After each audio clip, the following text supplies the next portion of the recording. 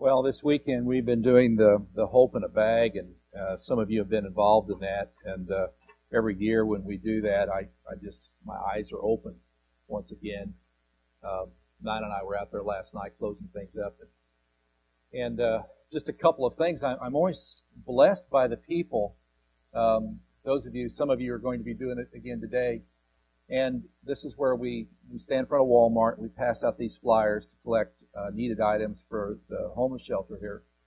And more people thank me than, you're just amazed. People go, "Oh, thank you for doing this." I'm like, "Why are you thanking me? I'm just standing out there. You're the one that's buying this stuff." And yet they're so thankful to have the opportunity, And then you get into this thing where you see somebody walking up and that you go, "Well, they're not going to get anything." And you're so surprised because they take a flyer and they don't act like they're interested. And then about 45 minutes later, they show up and, they don't have a lot of stuff. I mean, they're not driving the really nice car, and you can tell that, they're struggling, and yet they've got all this stuff, and they put the stuff in and they're just so happy to be able to give. And it's like, wow, it always blesses my heart every year it improves my attitude for humanity in general, just to see how many generous people there are, And it's usually not the ones that we would think would be generous. It's often the people that obviously have less, that give more. And the other thing I noticed is that, in the midst of an economic downturn in our country, people are buying a lot of stuff. My gosh, there's a lot of junk walking out of Walmart. They're getting the money from somewhere, and just thousands of people coming and going. We're going to be talking about enough for 3 weeks. And the first thing that I thought about on this was years ago, the church that we were in Versailles helped a family from Ukraine relocate as refugees here in the United States, and they had been under religious persecution. And they arrived, and their names were the Kodelchuks, and just a wonderful family of 4 children and 2 adults. And here they arrive with just all their possessions that they get to take with them in these 7 suitcases. And we put them in the apartment that's kind of attached to the church there. And then I didn't get to do it, but somebody else did this with them. But the time came for them to go buy food for the first time. So they took them to the grocery there. This really nice, Kroger superstore. It wasn't a superstore then, but a nice Kroger there in Versailles. And the story came back that when Nina, the mother, walked in the store, she began to cry. Because she had never, ever seen anything like this. In her wildest imagination, she could not dream of a store where there were things on the shelves. Because she had been in the Ukraine her whole life, a developed country, not a third world country, a developed country where the shelves were usually empty. And when they put things on the shelves, people would then stand in line to get a bag of potatoes. That's the way she had lived. And she was just overcome with emotion that there was so much because she had never had enough, as we would term that, in her whole life. And it's all kind of relative, isn't it? I mean, if you have a lot, you want more, don't we? If you don't have much, you still want more. It's relative, and the question begs to be asked, then, how much is enough for any of us? Really, where's this invisible line of enough? We look at someone who has a whole lot more than us, and we think, well, no, they've got enough. They've got too much. Nobody needs 3 cars. I've got 2 cars. If you've got 3 cars, nobody needs 4 cars because I got 3 cars. If you got 1 car, nobody needs 2 cars because I've got 1 car, right? Well, that's the perspective of someone, and the line seems to be rather vague, and like the video said, maybe. Go, no, give me some answers. Tell me where this line of enough is, and we just can't do it. And we find that there's no definitive line. We are kind of left to sort this out for ourselves. Kind of. Because you see, God gets in here and messes with us. And God's going to mess with us some today. He's already messing with you, I know. But He's going to get in, He's going to mess with our idea of what we think enough is. And God gets involved because money's a very spiritual topic. Now the world says that money is not a spiritual topic at all. We've heard it said that there are 4 things that it's not polite to talk about. Your mother probably taught you this. Okay? It's not polite to talk about religion, politics, sex, or money. Right? You're not supposed to talk about those things in public. Those are off. You can just be nice boys and girls and don't talk about those things, right? Well, evidently Mary, the mother of Jesus, didn't get that memo, or Jesus didn't listen, because he didn't talk about politics, really, much at all, but he talked about things that affected politics. Sex wasn't a real big subject. But boy, religion and money. Man, did he talk about money a lot. He talked about money more than he talked about eternal life or heaven. And we think, wow, that's just not right. Really, in Matthew and Luke, you go through and you look at the parables and he's saying about money, gee, he's like obsessed with talking about money. And why is that? Because it's a very spiritual subject. It has to do with our core, with our real heart. And he's not giving them advice on mutual funds or, what to do with their 401ks and stuff like that. He kind of did a little bit. There was that one time where he said, don't invest in things where moth and rust can destroy. Remember that? It's in Matthew 6, I think. And it's kind of like, don't put your money where the market can fall out and you can have a recession. He said, but invest in heaven. That's what he said. So that's the only thing about real investment advice that he gave. But Jesus said a lot about money because money gets to our core heart. Money's very powerful. The desire for more, the increase of enough, causes people to work hard and to sacrifice and to form alliances and causes us to be really creative and do a lot of good things. This desire to have more, right? And in the same vein, the desire to have more can cause the same people to completely abandon their ethics and their morals and to sell out their soul. It happens all the time. For a few weeks, we're going to look at enough and the power of money and how it affects me. This spring, Nina and I, some of you have heard, bought a lot for a future retirement home. We're getting that old. Someday we're going to retire. And it's a wooded lot. We're just so thrilled. All these trees. I mean, we live, in a new suburb now, and our trees are this big around, And so, now there's all these giant trees, and I was just so excited. Found a wooded lot. I said, yeah, this is it. And I immediately got my chainsaw out and said, that's not big enough. I went and bought the biggest chainsaw I could find. I found all my flannel shirts and my Carhartts and my work boots and, Don, chainsaw man. And I bought a bigger pickup truck.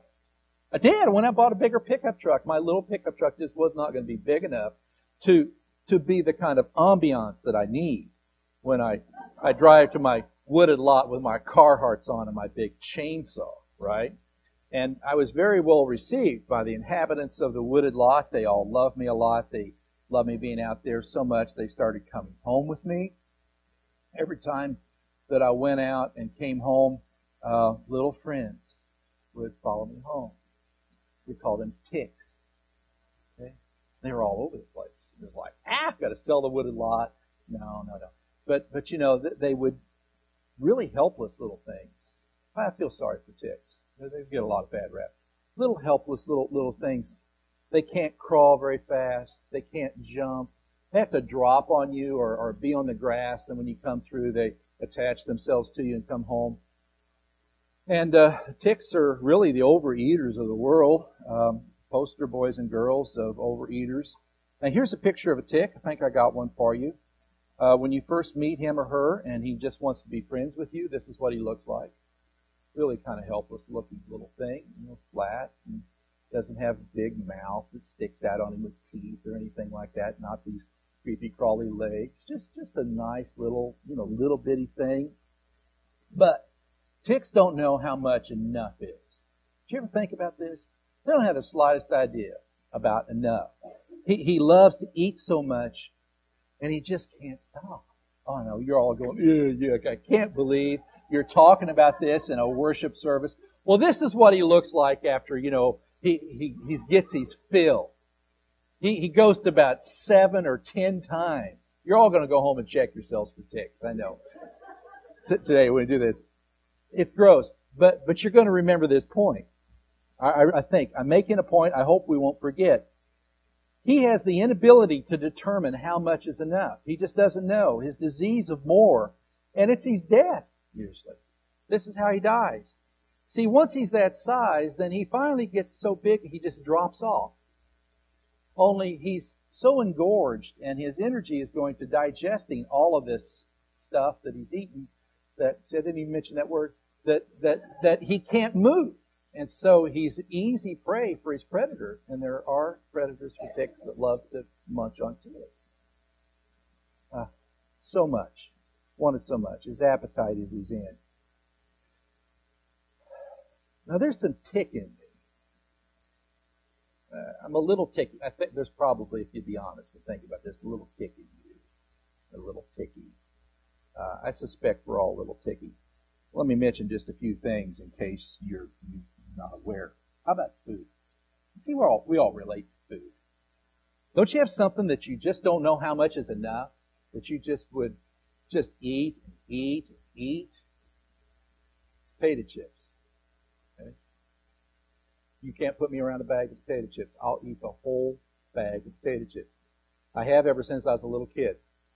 I'd come home from school, and nobody would be in the house, 10, 11 years old. Dad was in the field. Mom was teaching school. If she had potato chips, I'd eat the whole bag. And as I opened up the bag, it was a vow. I'm just going to take a few out of there and close it back up and blame it on my sister. Before we were done, the whole bag would be gone. Mom would say, you ate the whole bag of potato chips. You know, I need a step program, Mom, I know. And I just can't help myself. I just like this tick that attaches to the potato chips. It eats the whole thing. And you're going, oh, how could anybody be that way on potato chips? Well, it's probably something else, maybe chocolate, ice cream, cheesecake, whatever. We all have a food. Don't we all have a food that we go, when that thing is around, I just, the enough button just never gets pushed. And I just want to just gorge myself and be really ticky. Food's kind of funny. We have a lot of things that go deeper than food. We have the disease of more with the ability to say enough in all kinds of areas of our lives, in our clothes, our cars, our vacations, our houses. And without thinking, I tend to stay attached and become paralyzed without really even thinking about it. And I look at, like, none of you get to go in my closet. I bet I've got 50 t-shirts. 50. I bet I've got 50 t-shirts. Be quiet now. She's saying 70, 80. And I can't find, have you ever had this problem? You've got so many jeans, or you've got so many shirts, you can't find the one that you want because you've got so many that it's hiding in the hundreds of other things that you have. And some of you are going, wow, I didn't know you had that many clothes, Don. It seems to me you wear the same clothes all the time. No, I have at least 50 t-shirts. And I'm going, I need another one. I know next week I'm going to need another t-shirt. If I see one I really like, I'm going to say, I'll be somebody different if I put this t-shirt on, right? Ticky. We just don't know how to have enough. Jesus spent 3 years speaking, and he spoke in such a way. Do you ever think about this? He says, you've heard it said, but I say to you. In other words, you've been brought up hearing all of this. It's your money, you can do with it what you want to do. But I'm saying unto you, it's God's money. God's given you everything. And you need to be generous. Jesus never said that money was bad. Jesus said our attitude towards money is a leading indicator of the state of our soul. So it's really impossible to be a follower of Jesus and say, I don't think we should talk about money. That just doesn't go there. It's not polite. Let's look at what Jesus did say, because he never did say that money was bad. In fact, what he said is God's going to give you a lot of stuff. You're to enjoy it and you're to share it. He's going to give it to you. You receive it and you share it with others. Jesus said over and over again that the joy and satisfaction of giving something away will far overshine the accumulation of things. You know what I mean? But when you get to give something to someone else, that joy is so much better than accumulating. We're made in God's image, and God is a giver. He loves to give things away. And when we walk in His image, then we get that same enjoyment. It fulfills us. Joy far exceeds accumulating. And Jesus says, so I'm afraid that you're going to miss this adventure that I put you on, of the ability to share and to give to other people. And God wants you to have so much so you can give more away. Jesus knew that the outward discussions about money were just symptoms and results of an inner journey. And the core question is can God be trusted? That's what's behind all the money stuff, is can I really trust God? This is way deeper, you see, than t-shirts and chocolate and potato chips. This gets down to, do I really have faith? The way that we hold or we release our money reflects our belief in the sufficiency of God. So, what is it that's going to protect me from the excesses that I'm exposed to all the time? What is it that's going to trigger that in me to say, no, that's too much. I've got enough, you see. And for a couple of minutes, I want to just quickly go through a couple of Old Testament passages where, this all starts in the Old Testament and then Jesus picks it up and carries it on. But the Old Testament is full of God's teaching. And He says, when I give you enough, when I give you more than enough, here's what I want you to do. And the first example is from Exodus chapter 16. If you've got a Bible with you, you might turn there. God's people had been released from Egypt. And here they are in Exodus 16. And they can't wait to get to the promised land. There's only one problem. They can't believe that God really wants to give it to them. So they see the promised land and they see that it's filled with cities and giants. And they go, He's brought us out here to trick us.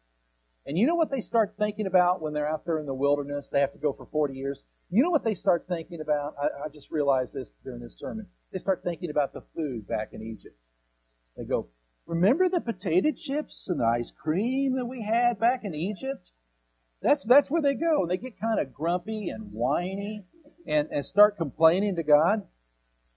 And they forgot that they had been slaves. They remembered all the good food. So God hears them and He says to Moses, He says, here's what I'm going to do. I'm going to take care of you. Every morning when you wake up, there's going to be this kind of strange bread that's on the rocks. And it's going to be real sweet and tasty. And you go out and gather that stuff, and I'm calling it manna. And manna literally means, what is it? Imagine naming something, what is it? They never could quite figure out what it was, okay? But it was out there, and it's going to be kind of this honey-like substance, and this is going to satisfy you, and it'll be there every day. And you remember what happened to the manna if the people got greedy or fearful, and they gathered more than what they could eat in one day? See, they were just to take enough for all they needed in one day. If they took too much, then it tells us in Exodus 16, 17 to 20, it says, the Israelites did as Moses said, some collecting more, some less. But when they measured it out by the omer, that's like a measuring cup, then the ones who had collected more had nothing left over, and the ones who had collected less had no shortage. Everyone collected just as much as they could eat. And Moses said to them, don't keep any of it until morning. In other words, this is just your daily bread. You're not supposed to hoard this stuff and worry about whether God's going to provide any tomorrow or not. See, that's behind the whole thing, is God is teaching them how to depend on Him. But they didn't listen to Moses. And some kept part of it until morning, but it became infested with worms and stank. Moses got angry. When they collected what was enough, it worked great. When they did not trust God, when they said, well, He did it one day, He may not do it tomorrow, and they collected more than what they needed, or maybe they collected some that somebody else could have had, see? And it's not just about bread. God was teaching them that He wanted to give them just what they needed. God wanted to teach them to depend on Him for their daily bread. A little bit later on in Leviticus chapter 19, verses 9 to 6, God tells the farmers, and most of them were farmers, He says, when you go out and you harvest your field, you planted the seed, you've tended this crop, when you go out to harvest the field, don't harvest it all. Leave the corners. Okay? And the reason I want you to leave the corners is so if somebody needs some, they can come to your field. Somebody doesn't have any ground, they can come to your field and they can collect what's in the corners. It's a great system. If you've got a vineyard and you go through and you pick the grapes and some fall on the ground, don't pick those up that fall on the ground. Leave that for the person that doesn't have any vineyard.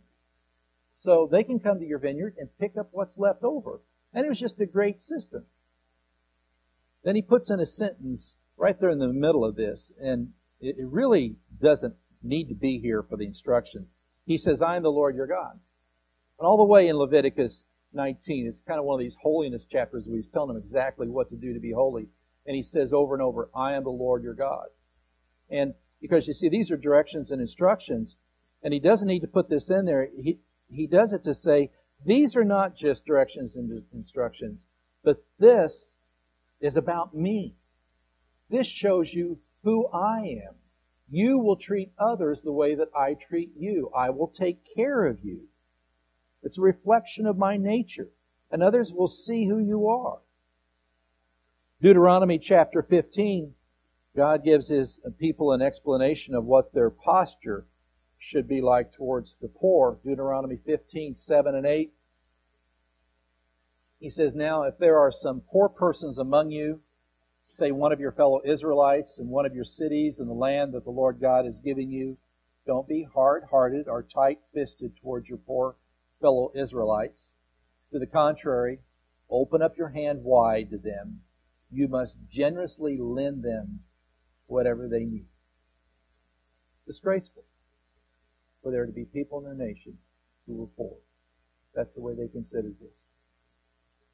Those who had enough shared with those who did not have enough. God had given those who had enough so they could give to others. Very simple concept. Now we move into the New Testament and just a couple passages here that explain really what enough is for us as we personally make that decision. Interesting contrast. Luke 21, 1 to 4. Story about when Jesus goes to the temple and it says, looking up, Jesus saw rich people throwing their gifts into the collection box for the temple treasury. He also saw a poor widow throw in 2 small copper coins worth a penny. And he said, I assure you that this poor widow has put in more than them all. All of them are giving out of their spare change, but she, from her hopeless poverty, has given everything she had to live on. So Jesus sees the rich putting their gifts in temple treasury. He also sees what everybody else probably didn't notice. A woman who just puts in 2 pennies, poor widow, taking 2 small copper coins, probably going to be her lunch money for the next week, and dropping them into the treasury. Now in the world system, we know that the big donors get the headlines. They get the front pages. They get the wings of the hospitals. There's nothing wrong with that. Where would this world be without big donors? Right? There are so many people who have a lot of money and give a lot of money. And they have determined for themselves what enough is. Okay? And they're satisfied with what they have. And they give a lot away. But that's not the point. Jesus says, I tell you the truth. The poor widow, who you obviously have overlooked, has put in more than all the others. Well, mathematically, he's not correct, right? Mathematically, she didn't. She put in a whole lot less than all these rich people. She says, all of them are giving out of their spare change, but she, from her hopeless poverty, has given everything she had to live on. Okay, now here's what it doesn't say. And we've got to watch when we're making arguments from silence. But here's what it doesn't say. It doesn't say that every Saturday she did this. It doesn't say that. It says the one time that he sees her doing this. And says that for whatever reason that week when she came, more than likely she realized that God was sufficient for her and her faith was great. And she literally what she did with these 2 pennies was she said, I believe that God, she puts in everything she has, I believe that God's going to take care of it. Wow. Talk about great faith. Unbelievable. I'm going to worship Him with everything. And that's really what we're doing is when we give something to someone else, not just the church. Don't get me wrong there. But we give something to someone else. We're really, really worshiping God. We're saying, God, I believe that you are powerful. I believe that you love me. I believe that you're going to take care of me. And it's just pure worship. Little did she know that this would be a teaching moment that would live through the centuries, and we would all look at this widow and say, I want to be more like her. I want to get to that point where I can believe that God is truly going to take care of me no matter what. Now, later on in the New Testament, Paul, late in his life, sends a letter to Timothy, his protege, who's the pastor at Ephesus, and he writes to him. He says a lot of things about really this topic of enough without ever mentioning that word. First, he mentions some men who are in this church causing a lot of problems. And he says in 1 Timothy 6:5, he says that there's constant friction between these men who, quote, suppose that godliness is a means of gain. In other words, they're trying to get rich off the church. They're trying to spin this thing so they get more money. And they're never going to get enough. Well, we see that today still in the church, of those that try to spin things and use things to make profit off of it, and they never give enough. So Paul gives us some simple but profound instruction. This is 1 Timothy 6:6-7. He says, actually, godliness is a great source of profit when it's combined with being happy with what you already have. Think about that. There's profit here when it's combined with being happy with what you already have. Then he says, we didn't bring anything into this world, and so we can't take anything out. There's a proverb for you. So, come to the end of this first session. Are you happy with what you have? If you're not happy today with what you have, you're never going to be happy with what you get. That's where it starts. Being happy. Being thankful for what God has given you already. If you're not thankful today, then there's no amount that you can make or get that's going to satisfy you. Are you sharing what God has given you? I hear people say all the time, well, when things get better, when I get back on my feet, when my numbers come in, when I hit the lottery, then I'm going to share. I'm going to give it all away. That never happens. If you're waiting to have enough to share, you're never going to have enough. It'll just not happen. The most and this is really not a good statistic. I probably shouldn't say this. That makes everybody listen to me. In America, as they do studies on giving, the less that you have, the higher percentage you give. And it's like, well, because it's not that much money. People say, no, it's because sometimes we have to have just a little bit and really be dependent on God. Be real thankful for what we do have. And then look at someone else and say, who am I to keep what's been given to me? Let me share some of this with you. It's just a very simple principle. And if the little that you have is not enough, more is never going to be enough. That's the line of enough, no matter where it is. Enough is a matter of faith. And the question is, do we trust God? That's how we determine where